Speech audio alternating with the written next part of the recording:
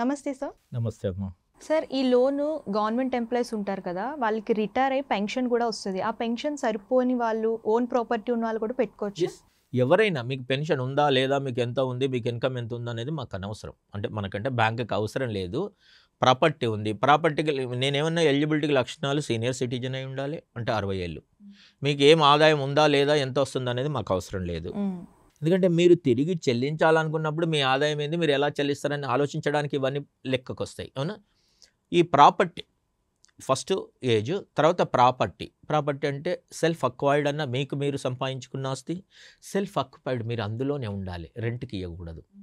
అలాంటి ఎలిజిబిలిటీ ఉంటే అప్పు వస్తుంది. కాబట్టి ఎవరైనా ఉద్యోగస్తుడా, రైతా, ఏంటి వ్యాపారస్తుడా అనే ఇది తారతమ్యం లేదు, ఇలాంటి ఎలిజిబిలిటీ ఉంది. ఇంకా దీని ఇప్పుడు ఏం లాభాలంటే అమ్మ, వేరే ఇన్కమ్ వస్తే ట్యాక్స్ పడే అవకాశం ఉంటుంది. ఇది నెలకు మీకు 50,000 అనుకో, నెలకు 50,000 బ్యాంక్ ఇస్తుంది రేటు. ఇది ట్యాక్స్ కాదు, లోన్ కాబట్టి ట్యాక్స్ కాదు. అదొక రకంగా. ఇంకోటి ఏమనుకుంటామంటే చాలామంది ఎంత చదువుకున్నా, ఉద్యోగం చేసినా ఒక అటాచ్మెంట్, సెంటిమెంట్ క్యారీ అవుతుంది ఆస్తి పట్ల. ఇప్పుడు నేను ఇది కష్టపడి ఈ ఇల్లు కట్టుకున్నా, ఇల్లు కొనుక్కున్నా, సంపాదించుకున్నా, నేను చచ్చేంత వరకు కూడా దీన్ని అమ్మను అనే అటాచ్మెంట్ ఉంటుంది. చూడు, మీరు ఇదంతా అనొచ్చు, ఇది ఏదో ఆ ఇల్లును అమ్మేసి బ్యాంకులో అప్పు తీసుకునే బదులు అమ్మేసి ఆ మిగిలిన పైసలు బ్యాంకులో పెట్టుకుని అలా చచ్చి కట్టండి. ఈ అటాచ్మెంట్ కూడా ఉంటుంది. ప్రతిదీ ఇలా డబ్బుల్లో లెక్క పెట్టడానికి ఉండదు. ఫీలింగ్స్ అనేటి, ఎమోషన్స్ కానీ, రిలేషన్స్ కానీ, బాండింగ్స్ కానీ, ఇవన్నీ అట్లా. అలాంటి ఆయనకు లేదు, అలా చేస్తే కలకల అంటాడు మనిషి. అంటాడు చూడు, విపరీతమైన ఇది అయిపోతుంటాడు, బలహీనుడు అవుతాడు మానసికంగా. కాబట్టి నేను చచ్చేంత వరకు కూడా ఇల్లు అమ్మడానికి వీల్లేదు అన్న కాన్సెప్ట్లో అలా ఉంటుందా? మీ ఇల్లు మీకే ఉంటుంది, ఆ లాభం ఉంటుంది. మీకు ట్యాక్స్ పడదు, నెలకు చేతికి అందిస్తున్నాం. ఒక రకమైన జీతంలాగా, ఒక రకమైన పెన్షన్, మీకున్న ఆదాయానికి అదనంగా. అయితే దీంట్లో కొన్ని పరిస్థితులు, అంటే మెడికల్ ట్రీట్మెంట్ ఉంది, ఎవరికో ఆపరేషన్ చేయించుకోవాలి, పెద్ద ఆయనకు డబ్బులు లేవు, అప్పుడు ఒక 15 lakhs మించకుండా లంసమ్ అమౌంట్ కూడా పేమెంట్ చేయడానికి ఉంది.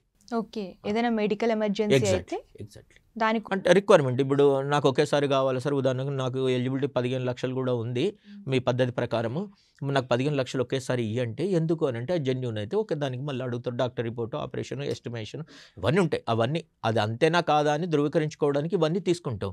15 లక్షలు ఎట్ ఏ టైం కూడా ఇవ్వచ్చు. సార్, యాక్చువల్గా లోన్స్ అంటే బ్యాంక్ ఫస్ట్ సిబిల్ స్కోర్ చూస్తుంది. సో ఇందులో కూడా, ఈ లోన్లో కూడా సిబిల్ స్కోర్ దీనికి కూడా అడుగుతున్నాము. యాక్చువల్గా అంటే మనం ఒకటమ్మా, పాలసీకి సవరణలు చెప్పచ్చు. మనం చాలామంది ఏది పడితే అది మాట్లాడతారు, అంటే అడ్డంగా అంటాం చూడు మామూలు భాషలో.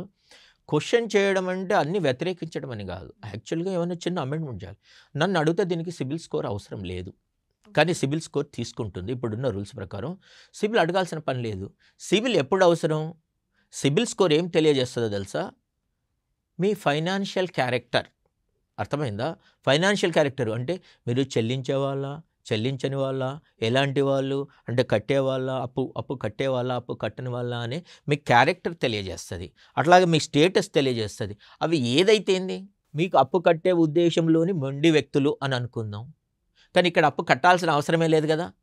నన్ను అడిగితే మాత్రం ఇక్కడ సిబిల్ అవసరం లేదు అని నేను అంట. మీకు ప్రాపర్టీ ఉంది, ఆ ప్రాపర్టీ ఎనుకు ఈసీ అంటావు, అంటే ఎక్కడన్నా తాకట్టు చేసినరా చేయలేదా అనేది చూసుకున్నాకనే ఇస్తాం కదా. ఇప్పుడు ఆ ప్రాపర్టీ ఎక్కడో తాకట్టు పెట్టి ఉంటే ఇవ్వం కదా. కాబట్టి దీంట్లో నన్ను అడిగితే అవసరం లేదు. కానీ ఓ రూల్స్లో ఉన్నది ఇలా. ఎట్లా ఒక్కొక్కసారి ఎలా ఉంటాయమ్మా అంటే కాపీ పేస్ట్ లాగా, రూల్ అనగానే ఎలిజిబిలిటీ అనగానే ఇవన్నీ పెట్టేస్తారు. మీది నిజంగా ఇది మంచి ప్రశ్న, నేను కూడా కరెక్ట్గా సబ్స్టాన్షియేట్ చేస్తున్నా. అది తీసేసినా తప్పేం లేదు, బ్యాంకుకు నష్టం లేదు. ఓకే సార్, ఈ లోనే కాకుండా ప్రాపర్టీ మీద ఏదైనా లోన్ పెట్టుకుంటే దానికి కూడా సిబిల్ స్కోర్ అడుగుతున్నారు కదా. దానికి అంటే ఇక్కడ ఈ స్కీమ్ ఉద్దేశమే అమ్మి తీసుకోవచ్చని. అయితే బ్యాంక్ ఎప్పుడూ కూడా ప్రైవేటు వడ్డీ వ్యాపారస్తుడికున్న బ్యాంకు వారికి ఉన్న తేడా ఏంటంటే, ప్రైవేటు వాడు ఇదే ప్రాపర్టీని సెక్యూరిటీగా పెట్టుకుంటే అందరు కాకుండా కొంతమంది ఏంటంటే, వీళ్ళు కట్టకపోతే నేను హ్యాపీగా అమ్ముకుంటా అనే ఉద్దేశంలో ఉంటారు, లేకపోతే ఈ ఆస్తి నాకే వస్తుంది అనే ఉద్దేశం. బ్యాంకు ఎప్పుడు కూడా మిమ్మల్ని నష్టం చేయాలని ఉండదు.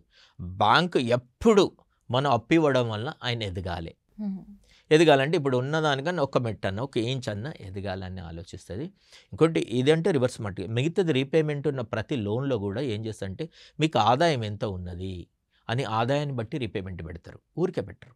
అంటే సిబిల్ స్కోర్ మ్యాండేటరీ అంటారు. లేకుంటే తెలియదు కదా. ఇంకోటి ఆ సిబిల్ స్కోర్ ఉండడం వల్ల కూడా అందరికి మంచిది. ఇప్పుడు మీరు అప్పు కట్టకపోతే ఏం చేస్తారు? అయితే బ్యాంక్ అప్పు చెల్లించకపోతే అనే దాని మీద ఎక్స్క్లూజివ్ ఎంట్రీ చేద్దాం మనం. ఇంకొకటి, ఇప్పుడు సిబిల్ స్కోర్ ఉండడం వల్ల కూడా చాలామంది భయపడి అప్పు కట్టుకుంటుండ్రు. అవును. ఇప్పుడు ఇక్కడ ఏదో ఒక లక్ష్యం ఉందమ్మా, మా బ్యాంకులో నీకు నేను లక్ష ఇచ్చిన, ఎన్నిసార్లు అడిగినా కడతలేరు అనుకో, ఓకే. ఇప్పుడు మీరు చాలా పెద్దవాళ్ళు అనుకో, రేపు మీరు ఫారెన్ ఎడ్యుకేషన్ మీ పిల్లల్ని పంపించాలి, ఎడ్యుకేషన్ లోన్ కావాలి, రేపు ఇల్లు కట్టుకోవాలి, ఇప్పుడిప్పుడే జీవితం మొదలు కారు కొనుక్కోవాలి, అవన్నిటికీ ఈ బ్యాంకుకు రావు, వేరే బ్యాంక్ వెళ్తావు. కానీ సిబిల్ స్కోర్లో రిఫ్లెక్ట్ అవుతుంది కదా, ఏ బ్యాంక్ ఇవ్వడు.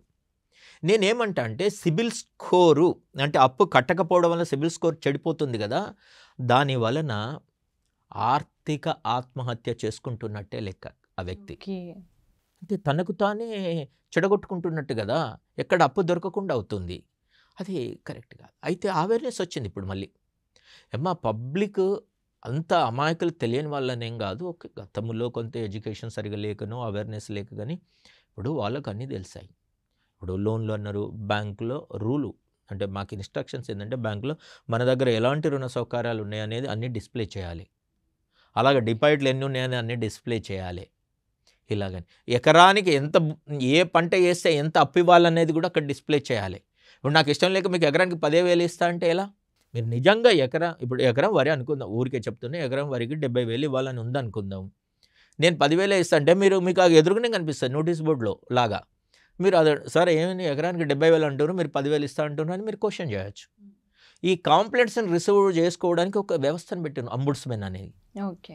అంబుడ్స్మెన్కి వితిన్ 1 monthలో మేము క్లారిటీ ఇవ్వాలి, లేకపోతే వాళ్ళు బ్యాంక్స్ మీద యాక్షన్ తీసుకోవడానికి ఈవెన్ కొన్ని కేసులలో చాలా సివియర్గా ఉంటే లైసెన్సెస్ క్యాన్సిల్ చేసే అవకాశం ఉంటుంది.